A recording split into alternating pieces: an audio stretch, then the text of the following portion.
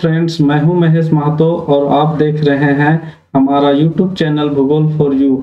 आज के इस लेक्चर वीडियो में हम लोग कक्षा 12 विषय भूगोल मानव भूगोल के मूल सिद्धांत के अंतर्गत इकाई 3 अध्याय 7 तृतीयक और चतुर्थ क्रियाकलाप के अंतर्गत अंकीय विभाजन डिजिटल डिवाइड के बारे में जानेंगे।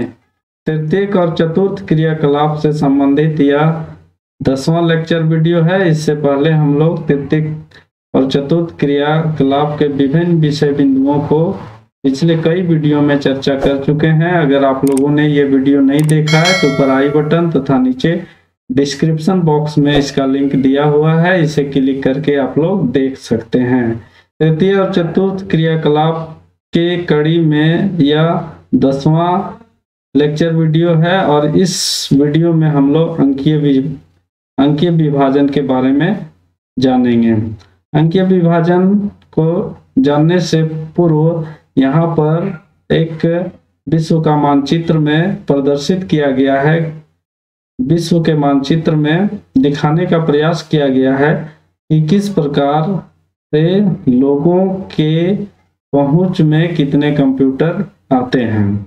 यहाँ पर एक डाटा के अनुसार United nation global development goals indicators के अनुसार यह बतलाने का प्रयास किया गया है कि किस तरह से डिजिटल डिवीजन पूरी दुनिया में देखने को मिलता है या अंकीय विभाजन देखने को मिलता है। यहाँ पर कंप्यूटर की पहुंच को प्रदर्शित करने का प्रयास किया गया है।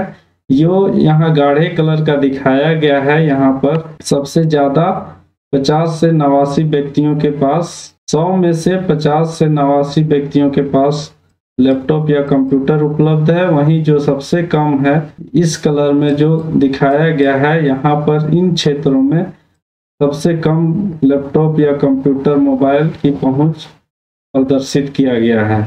यहाँ पर 0 से 5 व्यक्तियों के मध्य कंप्यूटर उपलब्ध है।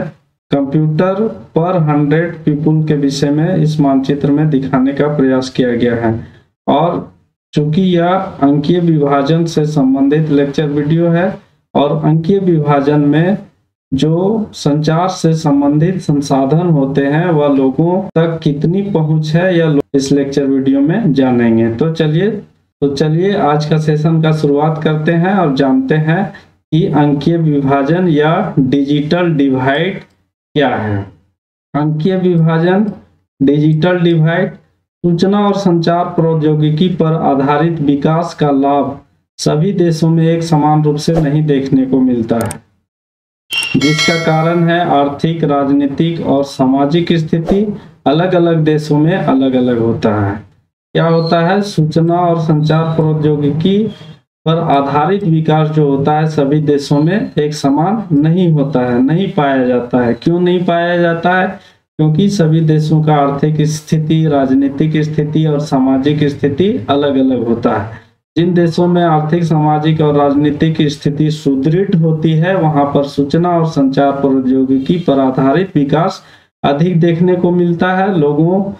लोगों के पास डिजिटल सुविधाएं अधिक उपलब्ध होती है। कोई देश कितनी शीघ्रता से अपने नागरिकों को सूचना और संचार प्रौद्योगिकी तक या उसके लाभ उपलब्ध करा सकता है।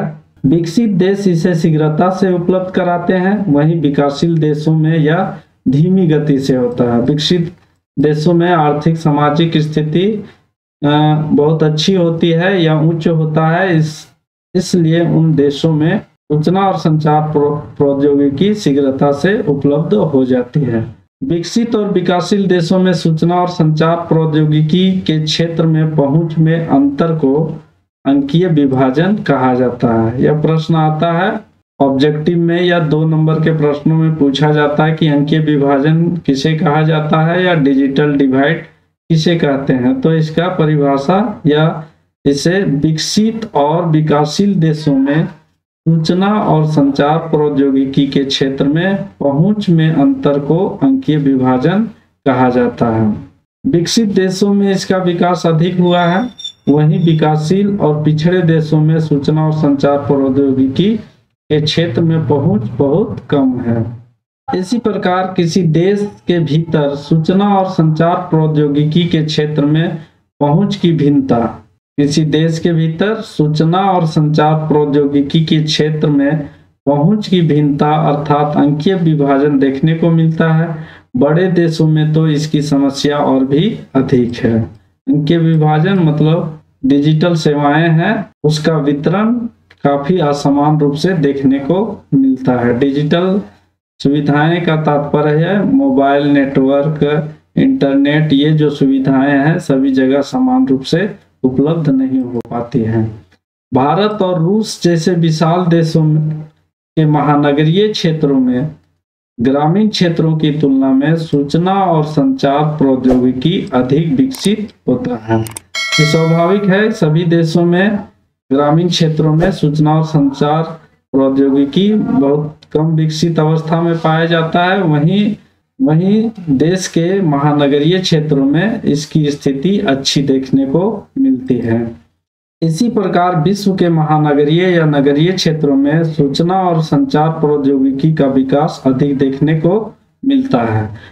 किसी भी देश में महानगरीय या नगरीय क्षेत्रों में स्वाभाविक है कि उन क्षेत्रों में विकास अधिक होता है, संचार और सेवाएं अत्यधिक विकसित अवस्था में पाई जाती है, लोगों तक इसका पहुंच ज्यादा होता है।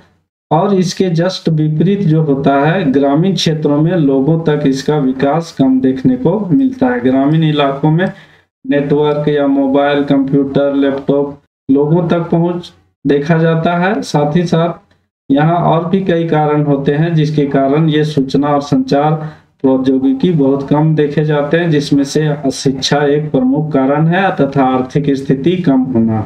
उम्मीद करते हैं दोस्तों आप लोगों को तृतीयक और चतुर्थ क्रियाकलाप से संबंधित या अंकीय विभाजन का लेक्चर वीडियो जरूर पसंद आया होगा। अगर पसंद आया है तो इसे लाइक करें, अपने दोस्तों के बीच शेयर करें और हमारे चैनल भूगोल फॉर यू को सब्सक्राइब करके बेल नोटिफिकेशन को जरूर दबाएं, जिससे आगे आने वाले नए वीडियो का नोटिफिकेशन आप लोगों को मिलता रहे। और आप लोगों के मन में किसी प्रकार का प्रश्न या सुझाव हो तो कमेंट बॉक्स में जरूर करें। और भूगोल से संबंधित अन्य विषय बिंदुओं को अगर जानना हो तो हमारे ब्लॉग www.bhugol.net में विजिट कर सकते हैं। आप लोगों का बहुत बहुत धन्यवाद। मिलते हैं अगले नए वीडियो में, तब तक के लिए जय हिंद, जय भारत।